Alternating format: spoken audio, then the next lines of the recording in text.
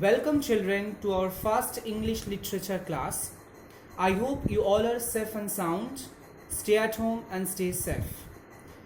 Today I am going to teach the first chapter of your English literature syllabus. The poem which you have in your syllabus is Hide and Seek. Before starting the poem, I would ask you that how many of you have the experience of playing hide and seek? I would expect that all of you or most of you have the experience of playing hide and seek games, right? And if you do not have the experience, then you can have it right now as you are staying at home right now. So here, today I am going to explain the paraphrase of each stanza. I am not going to read out the whole poem. I am just going to explain the paraphrase of each stanza, and I will explain the literary devices used in this poem. Now here first I will say about, before starting the poem, I will say about the poet. This poem is written by Vernon Scannell.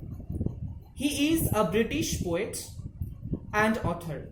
Actually, he was a professional boxer and he wrote many novels about the sport. He received the Hahnemann Award for Literature in 1961, and he also received a special award from the Wilfred Owen Association. So this poem, Hide and Seek, is written in free verse, that tells us the major theme of irresponsibility and negligence.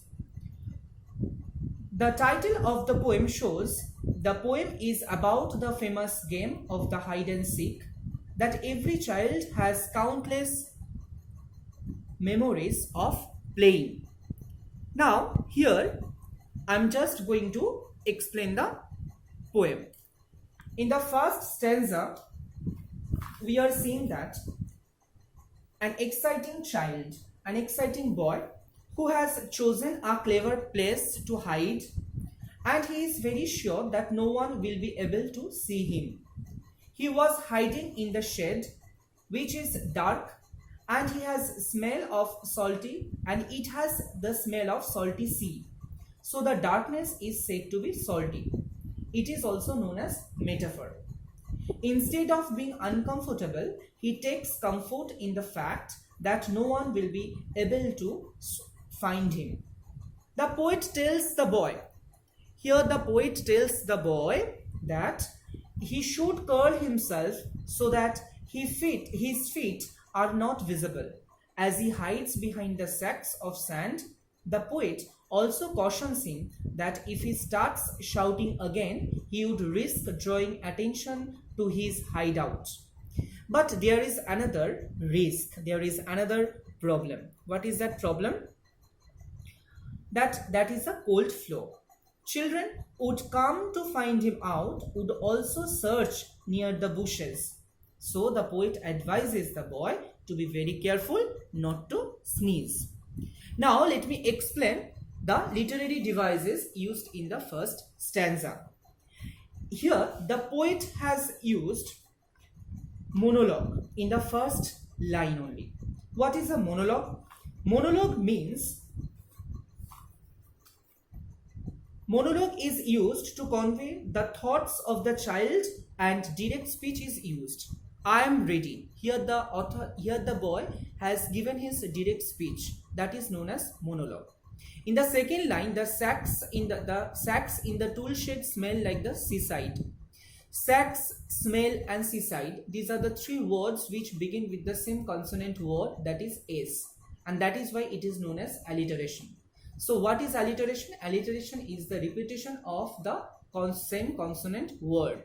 So here we are getting alliteration.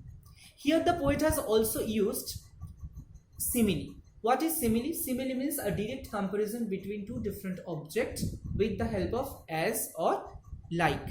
Here the poet has compared the air in the tool shed, which is smelling like the seaside, which is smelling like the salty seaside. So that is why the poet has compared the tool shed, the smell of the tool shed, like the seaside. So it is a simile. In the next line, You make yourself little in the salty dark. Here, salty dark is actually metaphor. What is a metaphor? Metaphor means a direct comparison between two different objects without using as or like. So here we know that the air in the tool shed, the air in the tool inside the dark tool shed has the smell of the salty sea, and that is why the darkness is said to be salty. Next line, close your eyes tight, hope your feet are not showing. Better not risk another call, they might be close. Don't sneeze, whatever happens, the floor is cold. Here, the poet shows the monologues where the child is instructing himself what to do, and he is considering his actions to hide himself properly from his friends. In the next line, they probably searching the bushes near the swing. What is that? That sounds like them. They are coming in. Don't breathe or move. Still, someone knocks again. Here, don't breathe. Here, don't breathe or move. This line shows, these lines makes attention and anticipations for the reader, because we also don't know whether the other children who were playing with the boy will be able to find him out or not. So it makes a tension, it makes an anticipation over here. I hope the first stanza is very clear to all of you. I have explained the paraphrase first, and then I have explained the literary devices used in this poem. In our next class, we will continue the rest of the portion. Thank you so much.